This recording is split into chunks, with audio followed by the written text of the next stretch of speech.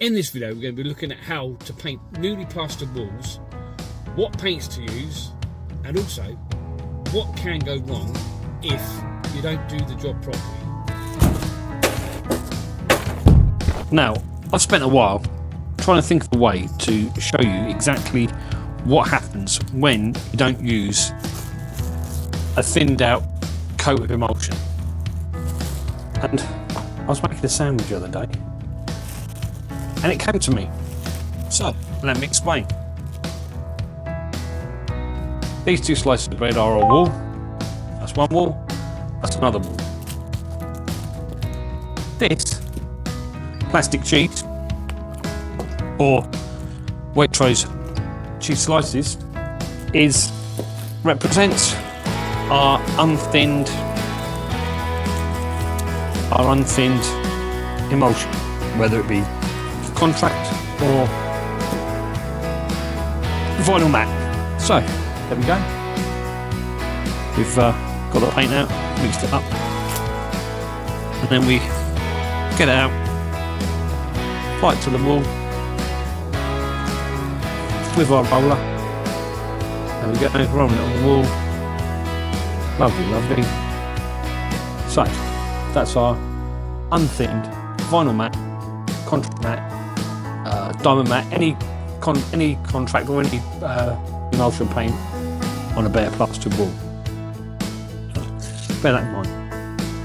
Then we've got our thinned out top coat, whether that be, again, contract, vinyl, doesn't really matter. But we get that, we add a bit of water to it, we put it on the wall, we get our roller, and we roll that on the wall.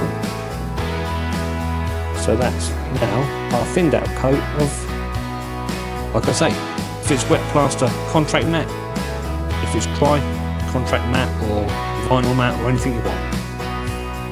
There we go. So that's our two painted surfaces. What happens is, over the years, with your unthinned paint, what happens is it won't adhere properly and it will just fall away from the wall because it's not actually absorbed into the wall. In this case, it's not absorbed into the bread. Whereas the thin paint is soaked into the bread or our wall and has actually become part of the wall, it's part of the sandwich. Whereas this piece of plastic cheese does not want to be part of the sandwich.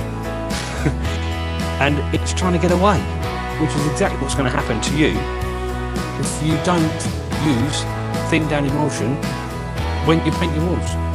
So don't be the plastic cheese, be the soft reduced fat cheese that actually wants to be with the wall and the bread and not try and run away.